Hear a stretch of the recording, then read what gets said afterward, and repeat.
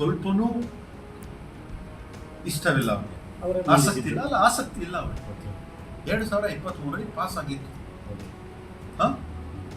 ಜನವರಿಯಿಂದ ಮಾರ್ಚ್ ಅಂತ್ಯವರೆಗೆ ಅಧಿವೇಶನ ನಡೆದಿದೆ. ಪಿಟ್ಟಿಕ್ಕಂತ ಇದ್ರ ಬಗ್ಗೆ ಯಾರು ಮಾತಾಡಿಲ್ಲ. ಒಪ್ಕೊಳ್ತೀರಾ ನೀವು? ಬಿಜೆಪಿ ಇದ್ರ ಬಗ್ಗೆ ತಗೊಂಡು ಬರಬೇಕಾಗಿತ್ತು. ಎಲ್ಲ ಆಲ್ ಪಾರ್ಟಿ ಮೀಟಿಂಗ್ ಕರಿಬೇಕಾಗಿತ್ತು, ಚರ್ಚೆ ಮಾಡಬೇಕಾಗಿತ್ತು. ಮಹಿಳೆಯರಿಗೆ ನಾವು ಮೀಸಲಾತಿ ನೀಡಬೇಕು ಅಂತ ಹೇಳಿಬಿಟ್ರೆ ಇಮಿಡಿಯೇಟ್ಲಿ ಪಾಸ್ ಮಾಡ್ತಿದ್ವಿ.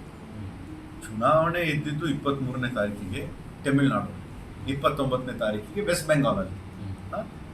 2 ದಿವಸ 16ನೇ ತಾರೀಕಿಗೆ ಮಾಡಬೇಕಂದ್ರೆ 13ನೇ ತಾರೀಕಿಗೆ ಒಂದು ಆರ್ಡರ್ ಇಶ್ಯೂ ಮಾಡ್ತಾರೆ, ಅವರು ಸೂಚನೆ ಕೊಡ್ತಾರೆ, ಮೀಸಲಾತಿ ಮಾಡ್ತೀವಿ.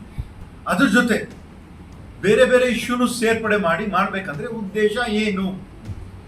ನಮ್ಮ ಲೋಕಸಭಾದಲ್ಲಿ ನಮ್ಮ ನಾಯಕರಾಗಿರುವಂಥ ಗಾಂಧಿ ಅವರು ಸ್ಪಷ್ಟವಾಗಿ ಹೇಳಿದ್ದಾರೆ, ನಾಳೆ ಬೆಳಗ್ಗೆ ಮಹಿಳಾ ಮೀಸಲಾತಿ ಬಗ್ಗೆ ನೀವು ತಗೊಂಡು ಬರ್ರಿ, ಇದು ಬೇರೆ ಬೇರೆ ವಿಷಯಗಳ ಬಿಟ್ಬಿಟ್ರೆ ನಾವು ಎಲ್ಲರೂ ಪಾಸ್ ಮಾಡ್ತೀವಿ ಅಂತ ಹೇಳಿದ್ದಾರೆ. ಆದರೆ ಅವರು ತಗೊಂಡು ಬರಕ್ಕೆ ರೆಡಿ ಇಲ್ಲ. ಇವತ್ತು ಪ್ರಧಾನಮಂತ್ರಿಯವರು ನ್ಯಾಷನಲ್ ಮೀಡಿಯಾ ಮುಂದೆ ಬಂದು ಈ ಥರ ಅವರು ಪ್ರಧಾನಮಂತ್ರಿ ಇದ್ದಾರೆ, ಅವರಿಗೆ ಒಂದು ಹಕ್ಕಿದೆ ನ್ಯಾಷನಲ್ ಮೀಡಿಯಾ ಬರ್ತಕ್ಕಂಥ. ಇವಾಗ ನರೇಂದ್ರ ಮೋದಿ ಅವರು ಬರ್ತಾ ಇದ್ದಾರೆ ಅಂದರೆ ಎಲ್ಲರೂ ಕಾಯ್ತಾರೆ.